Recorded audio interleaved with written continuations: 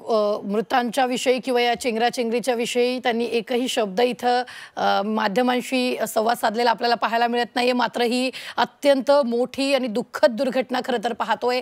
ज्या स्टेडियममध्ये हा सत्कार समारंभ होतोय त्याच स्टेडियमच्या बाहेर 7 जणांचा मृत्यू झालेला आहे। आणि दुसरीकडे जर आपण पाहिलं, स्वतः मुख्यमंत्री उपमुख्यमंत्री या ठिकाणी या सत्कार समारंभात उपस्थित होते। तर या ठिकाणी जर आपण पाहिलं तर मोठ्या प्रमाणात चेंगराचेंगरी झालेले, पोलीस नियोजन करतायत गर्दीला पांगवण्यासाठी। तर झाडावर चढून क्रिकेटप्रेमी हा सत्कार समारंभ पाहतायत आणि त्याच क्रिकेटप्रेमींमधील काही क्रिकेटप्रेमी जखमी झाल्याची ही बातमी येते। जवळपास 25 जण जखमी झाल्याची बातमी येते। तर 7 जणांच्या मृत्यूची भीती व्यक्त केली जाते। त्या ठिकाणची ही दृश्य आपण सध्या स्क्रीनवर पाहतोय। संदीप माझ्या सोबत आहे। संदीप, सध्या जर आपण पाहिलं तर एकाही विषयावर माध्यमांशी त्यांनी संवाद साधलेला नाहीये। अगदी रुबीना, आपण बघतोय उपमुख्यमंत्री बोलले कर्नाटकचे, मात्र या सगळ्या मृतांविषयी किंवा झालेल्या चेंगराचेंगरीविषयी, लाठीचार्जविषयी त्यांनी एकही शब्द काढलेला नाही आहे। कशा प्रकारे बंगळुरूमधली जनता उत्साही आहे, विराट कोहलीनं कशा प्रकारे 17 वर्षाची लॉयल्टी दाखवलेली आहे टीमविषयी, कसा कप जिंकला, या सगळ्याबद्दल ते बोलले। मात्र झालेल्या मृतांबद्दल, चेंगराचेंगरीबद्दल उपमुख्यमंत्र्यांनी एक शब्द सुद्धा काढल्याचं आपल्याला ऐकिवात नाही। आणि त्यामुळे आता एकीकडे सत्कार समारंभ सुरू आहे, कदाचित हा त्या अगोदरचा सुद्धा बाईट असू शकतोय, कारण आपण बघितलं तर चिन्नास्वामी स्टेडियमवर मोठ्या प्रमाणावर हा दिमागदार सोहळा सुरू आहे। दुसरीकडची आपण जर बघितलं, एक मोठ्या प्रमाणावर अफरातफर ज्याला आपण म्हणू शकतो ते चिन्नास्वामी स्टेडियमच्या बाहेर अजूनही मोठ्या संख्येनं सगळे जे चाहते आहेत चिन्नास्वामी स्टेडियमच्या बाहेर आपल्याला पाहायला मिळत आहेत। अनेक यंगस्टर्स आहेत, महिला आहेत, लहान मुलं आहेत, आबालवृद्ध सगळेच या सगळ्या मिरवणुकीमध्ये सहभागी होण्यासाठी गेलेले होते, स्वागतासाठी गेलेले होते। मात्र यातल्या अनेक जणांवर 7 फॅन्सवर काळानं घाला घातल्याचं आपल्याला पाहायला मिळतं। रुबीना, निश्चित धन्यवाद संदीप ताजे अपडेट देण्यासाठी। मात्र आत्ताच्या क्षणाची ही सगळ्यात मोठी बातमी आपण पाहतोय। आरसीबीच्या विजयी मिरवणुकीवेळीच ही चेंगराचेंगरी झालेली आहे, 25 जण जखमी झाल्याची ही बातमी येते। तर या सगळ्या दरम्यान 7 जणांचा मृत्यू झाल्याची ही भीती व्यक्त केली जाते। पुन्हा एकदा स्क्रीनवर तुम्ही पाहू शकता, अद्यापही मोठ्या प्रमाणात या ठिकाणी क्रिकेटप्रेमींची गर्दी जमलेली। स्टेडियम बाहेर जवळपास 5000 पोलीस तैनात करण्यात आलेले आहेत आणि या दरम्यानच ही दुर्घटना घडलेली आहे। 7 जणांचा मृत्यू झाल्याची भीती व्यक्त केली जाते। मृतांचा आकडा वाढण्याची ही शक्यता वर्तवली जाते। आरसीबीच्या विजयी मिरवणुकीत ही चेंगराचेंगरी झालेली आहे। तर 25 जणांची प्रकृती चिंताजनक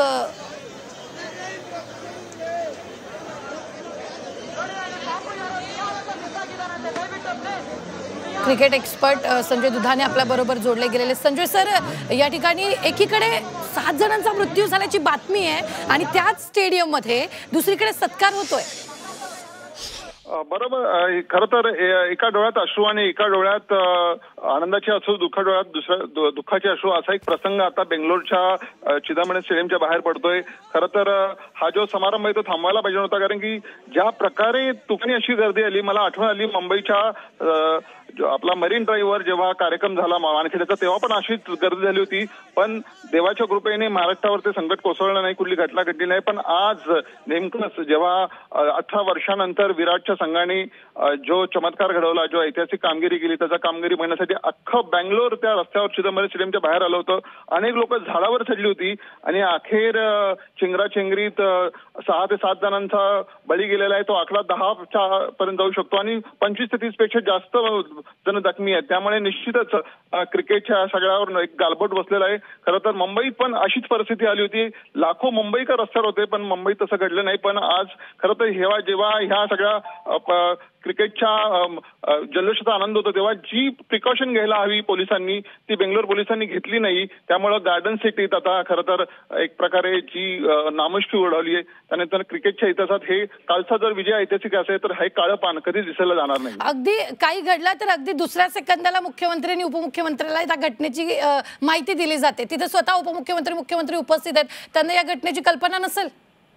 निश्चितच सगळ्यांना ह्या घटनेची कल्पना होती, पण ज्या रीतीने आता समारंभ चालू आहे, खरं तर माणुसकीच्या नात्याने तो समारंभ थांबवायला हवा होता। एकीकडे स्टेडियमच्या आतमध्ये जल्लोष होते, दुसरीकडे स्ट्रेचरवरून क्रिकेट प्रेमींना घेऊन गेले जाते। खरं तर ह्या दोन्ही गोष्टी पूर्णपणे विसंगत आहे। स्वतः विराटने सांगायला हवं होतं। अगदी सर, काही सेकंदासाठी थांबवते, एक मोठी बातमी या संदर्भातलीच आपल्याकडे येते आहे, ती म्हणजेच चेंगराचेंगरीत मृतांचा आकडा 11वर पोहोचलेला आहे। ही सगळ्यात मोठी बातमी आपण पाहतोय। जी चेंगराचेंगरी झालेली आहे त्या चेंगराचेंगरीत मृतांचा आकडा 11वर पोहोचलेला आहे। तर 25 जण जखमी झाल्याची भीती व्यक्त केली जाते, मात्र याचाही जखमींचाही आकडा वाढण्याची शक्यता या ठिकाणी वर्तवली जाते। संजय सर आपल्या सोबत आहेत। संजय सर, भयानक आहे कारण मृतांचा आकडा 11वर पोहोचलेला आहे आणि दुसरीकडे सत्कार सुरू आहे।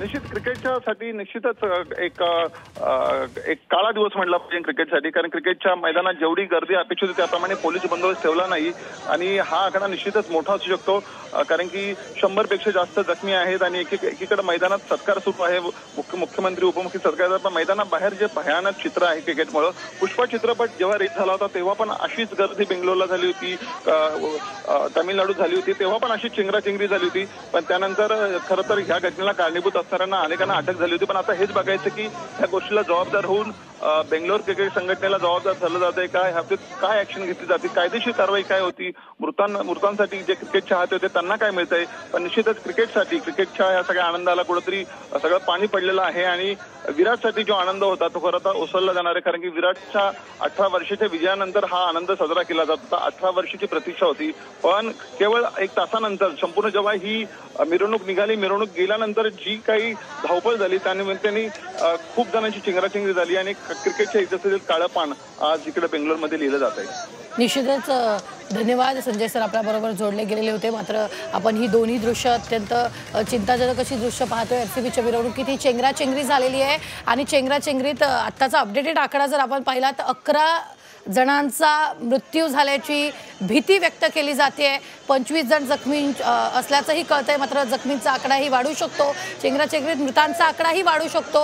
या ठिकाणी जवळपास मोठ्या प्रमाणात लाठीचार्ज केला। ही या गाडीची अवस्था आपण पाहतोय, कारण क्रिकेटप्रेमी झाडांवर चढलेत, गाडीवर चढून या ठिकाणी त्या स्टेडियममधला सत्कार समारंभ पाहत होते। या गाडीची अवस्था तुम्ही पाहताय, मोठ्या प्रमाणात या गाडीचं नुकसान या ठिकाणी झालेलं आहे, कारण क्रिकेटप्रेमी झाडावर चढतायत, गाड्यांवर चढतायत, गेटवर चढतायत आणि हा सत्कार समारंभ पाहतायत। दुसरीकडे पोलीस यांना आटोक्यात आणण्यासाठी तिथं मोठ्या प्रमाणात सौम्य लाठीचार्ज करतायत। एकीकडे मृतांचा आकडा वाढलाय, दुसरीकडे जखमींची संख्या वाढली आहे आणि दुसरीकडे तिकडे सत्कार समारंभ होतोच आहे। मात्र या सगळ्यामध्ये जर आपण पाहिलं तर एवढी गर्दी होईल याची कल्पना पोलिसांना नव्हती का, प्रशासनाला नव्हती का, हा सवाल आता उपस्थित होतोय। मात्र ही दृश्य आपण सध्या स्क्रीनवर पाहतोय।